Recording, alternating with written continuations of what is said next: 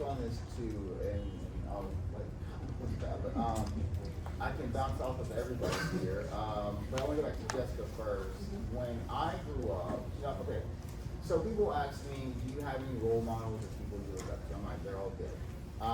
And so Frederick Douglass is a big person, and I wish that we all knew Frederick Douglass because he is the key to me. Read this material. Yes. He talks about mental slavery and reading and literacy and why that was so important. When my mom was in her high school year in 1970 in Douglas, Louisiana, they desegregated her school, her senior year. So they were now going to school with all the white kids. And so homecoming came up, and my mother ran for homecoming, and a lot of other people.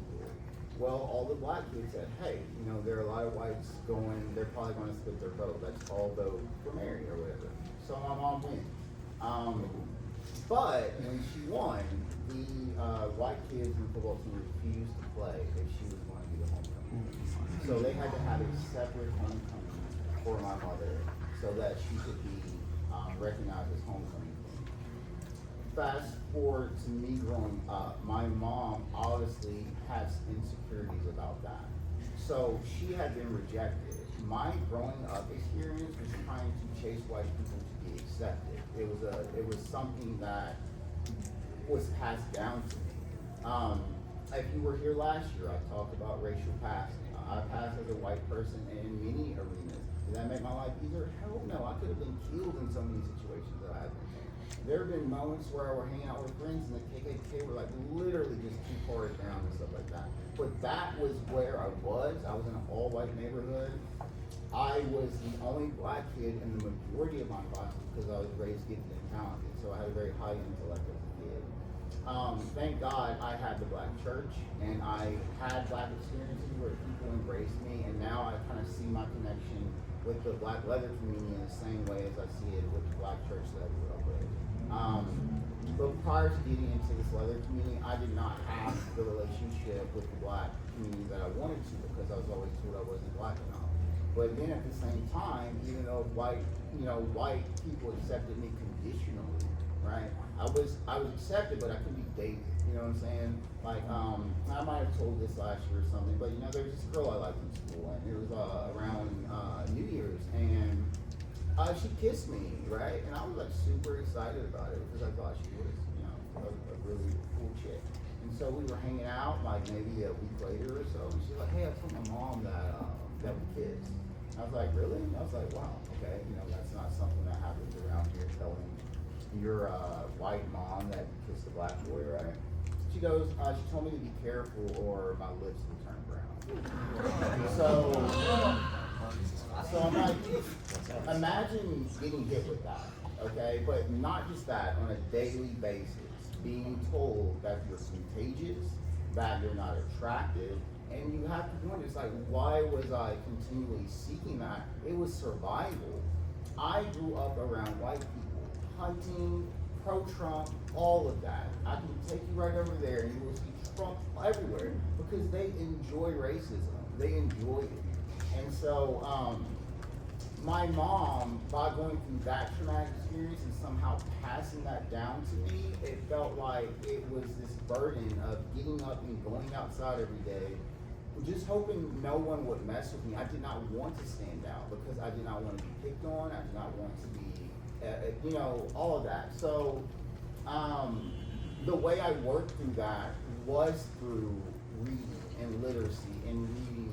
I got in grad school, I studied African American literature, and it just really, really just opened up this door. I got to read about so many people I related to, and they were going through so many similar situations that I was going through in the present. So as much, it kind of leads into privilege a little bit, so I want to go back to Frederick Douglass. Sometimes people be like, oh, if you talk to some people, is it worse to be a field slave or a house slave? What's worse?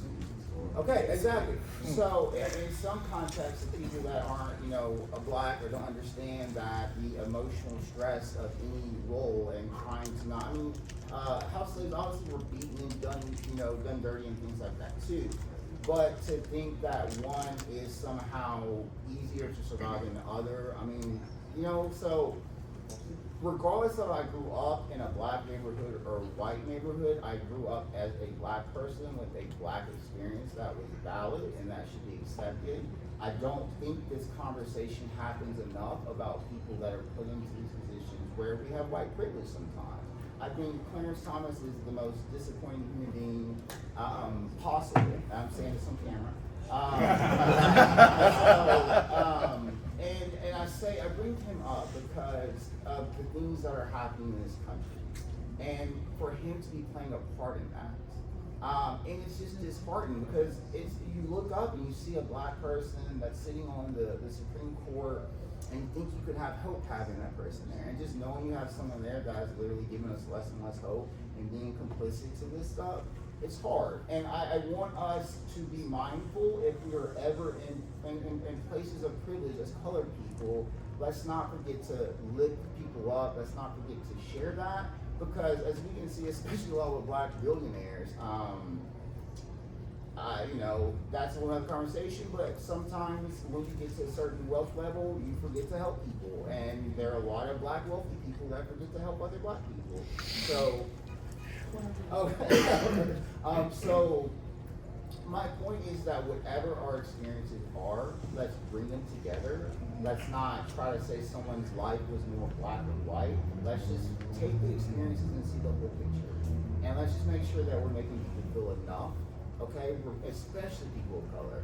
Like, we do need to do the extra work. And people that aren't colored, that you do need to do more work in helping us and making us feel like we matter, that you recognize the power we have.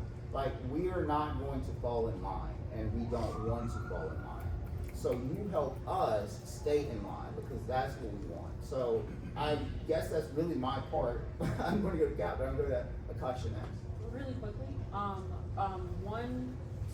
one written speech that Frederick Douglass has that I really enjoy and think everyone, and I do a reading of it myself in my household with my daughter every year. What to the slave is the 4th of July. I think is an incredible speech by Frederick Douglass that is really, and being able to read it either on Juneteenth or on July 4th or both or forever, whichever you want to do. And then additionally, I think, you know, the idea that, you know, our blackness is valid, the idea that our identities are valid and nuanced, right, and are meant to be shared is really important. And so I just wanted to thank you for kind of adding that to the conversation. But really, again, just this understanding that Frederick Douglass and like Bell Hooks, like there are so many there's so many black radical writers, and we have such a history. And also the thing that you said about black billionaires, I would just remind everyone there are no ethical billionaires. Yeah. Regardless of race, and this is actually a class war, not a race war. Yeah. They're distracting us. It's a class war. So, you know, do with that information what you will. But yeah, no matter how much they try to put us against each other, this is a class war. We are all the proletariat, all of us. Like, you could literally be a millionaire sitting in here, and we can talk about the difference between an M and a B. But I don't think anybody understands the amount of money that $1 billion is, let alone 400 billion. And we're on track to having the first fucking trillionaire, right? And he's the worst person on earth. Well, yeah. Second, whatever. Team number 2, 3, and then I'm very upset. But my He's the point, top five. this is a fucking He's the top class five. war, not a race war. This is a fucking class war, and I'll say that till the end of time. That, and please, what to the slave is the 4th of July. Please read it. And yes, economics, because my mother sat on the board of General Motors, and so it was very much an economic thing that I was experiencing too. And so I just want to go back to that and say, you know, my name is LTJ Reads, and part of why I created my name was literacy and reading. So I just want to encourage people. Right now, I'm actually starting to work on a book called American Like Me, which was inspired by Black Like Me. And it's about being all of me. I have a title poem called American Like Me. You know, I have some stuff online. I encourage you to follow me, where I talk about, you know, being mistaken as Muslim, going to the airport, things like that. You know, like those daily things, and having to be constantly told that I need to do more. And I'm just so grateful that I was able to have the intellect and be able to navigate that and have literature and reading. And I just want to encourage people that if you're looking to find connection sometimes and understanding that, I think looking at American history right now is really, really a good thing for us to do as a leather community, so we can know exactly what came before. Or, I mean, there's tons of amazing writers. We don't have that kind of literacy today and that kind of connection.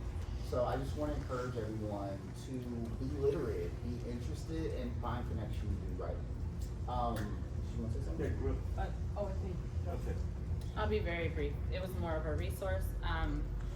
So we've given some resources, so I'm always like, well, let's give where to find them. So if you are looking for places to find like Frederick Douglass' works or Martin Luther King Jr.'s speech, the Internet Archive is still up. I don't know, it's just called that if you Google it, but there's a lot of free literature on there, speeches, some films. I encourage you to seek these things out.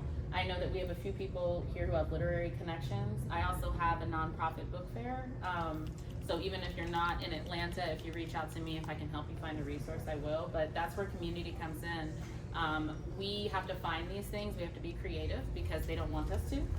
Read your primary sources. Don't Google an article about it. Like, find Frederick Douglass's actual speech. Looking for MLK stuff. And if you can't, you've got people up here who will help you. I'm sure every single person There's sitting also in some here. other resources. The African American, the National African American Museum in DC has resources. Have an extensive library. If you are able to get there, the Obama Foundation, once it's open, will have a treasure trove of information and knowledge. And it opens this year on Juneteenth. Yes. And that's a major threat to the Epstein class. So that's a good place to go. And I'm gonna ask I that. have one more thing I was gonna say. I'm sorry. It's okay. I just wanted to, my only other ad was because I also am trying to create resources. If you know of any black leather women or you are one, I'm taking in our stories and writing our stories, so please find me because that's very important to me. I got you. I know a couple, so I'll bring you away. Okay. Also, I want to say the class war. It's been a class war for well over 1,000 years. Race and religion have always been the weapon of choice. Until we recognize that race and religion are the weapons of class warfare, we will always have conflict. Yeah. We need to recognize that. There's a piece on Black Marxism by I think Cedric Robinson, by Dr. Cedric Robinson. Mhm. Talks a lot about what the point you just